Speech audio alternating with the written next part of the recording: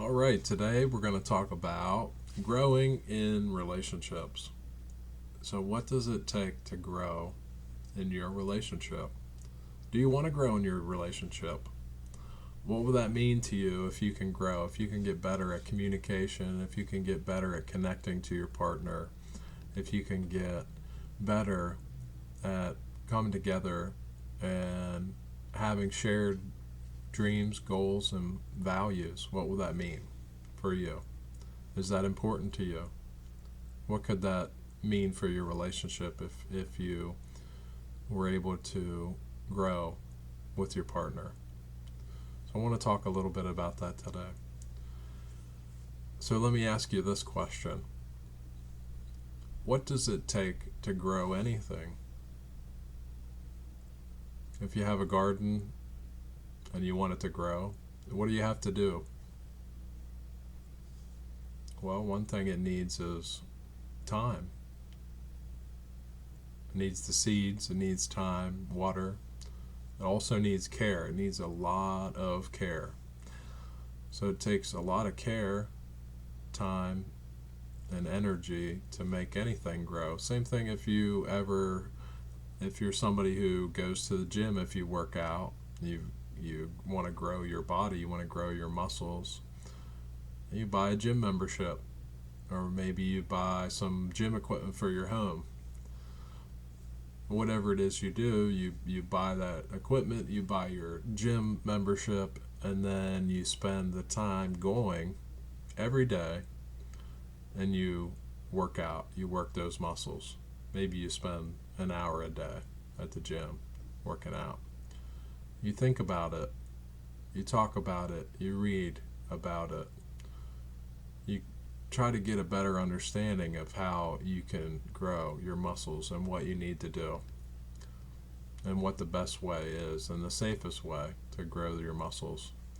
And then you go and you work out. You do the different workouts. So anything we want to grow, anything we want to get better, it takes two things in particular: time and energy. And those are the two things it takes. It takes time and energy to grow. And nothing grows overnight. Unless you get those little capsules you put in water for the kids and you throw them in there, they grow pretty quick. But when we're talking about growth in relationships or growth with our health, our body, any of these things takes time and energy. And it takes commitment. And when we're committed to doing something in that way, when we commit to growth in our relationship, then we make it a priority. We put time aside. We read books about it. We ask questions about it. We find people who can help us in some way. We put time in to learn how to communicate, learn better, more effective ways to talk to our partner. And these are some of the some of the bottom line tools that we have to use to be able to learn how to grow in our relationships. To figure out what goals we have together in a partnership, in a relationship, then we have to be able to communicate. And that can be difficult at times. That's one of one of the baseline tools that is used in relationships to grow is communication. Um, and learning how to communicate, it can be a very, very huge challenge for many people. Communication is not easy, but it can be done. So I'm here to encourage you. If you want to grow in your relationship, you want your relationship to get better, make a commitment today to make that change forever. Make a commitment today to grow in your relationship and start to put the energy there. Because the only way things will change, they never will change from arguing. They're never going to change by us looking at the problem and what's wrong. The only time things will change is whenever we make a commitment to grow and we do whatever it takes to figure out that solution. And we put time and energy into that solution. We visualize the muscle and what we want it to look like, and we work until we get that. We work until we get that muscle in our relationship grown. The communication muscle, the connection muscle, the love muscle, no pun intended. But we work to get those things built up and within ourselves so we can have a good relationship. And it's hard. It's hard. Some days we don't want to, you know. Some days none of us want to do this some days. But what will our relationships look like if we don't? If we don't commit to being better in our relationship, what are we going to get? We're going to get the same low level complaining, same old stuff we've been getting for every day. We know what that looks like. So to grow and get better, we have to commit. We have to put time and energy into it. So how much time are you willing to put into your relationship today, this week, this month, this year? How much energy are you willing to spend on your relationship? What is it that you need to know? What is it that you need to get better at? This is just a reminder for all of us, for myself. I do this as a reminder for myself. You know, I'm sure you never thought I was perfect, and I am far from it. This is part of me putting myself out there to help others and to help myself be better at communicating, be better at connecting, be better at relationships for myself, for my family, for my wife, for all of us. This is a commitment that I have to being better in my relationship, to hopefully be an inspiration to others that they can do the same. So we can work together to find out what it is that we need to do to be better at our relationships.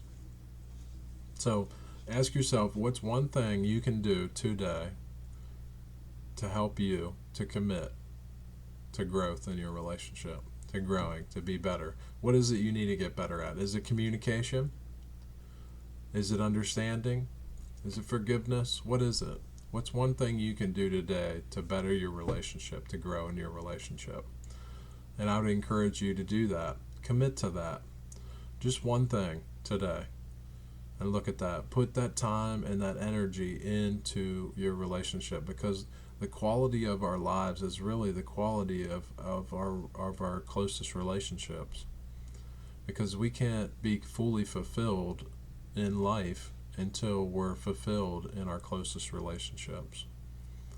So we can go off and we can go to work and get our needs met there, and we can go off and we can get our needs met in doing our hobby, and we can get our needs met in doing other things. But when we come home, if we're not fulfilled there, then how can we really be fulfilled when we come home and lay our heads? And this isn't a guilt or shame. This isn't about guilt or shame. This is about recognizing our relationship for what it is and being willing to do something about it. So this is taking a real honest look at ourselves and our relationship and being willing to do something about it. So I want to encourage you to do that today. If you need any support, you can reach out, send a message here, comment to this video. You know, we're here to support each other.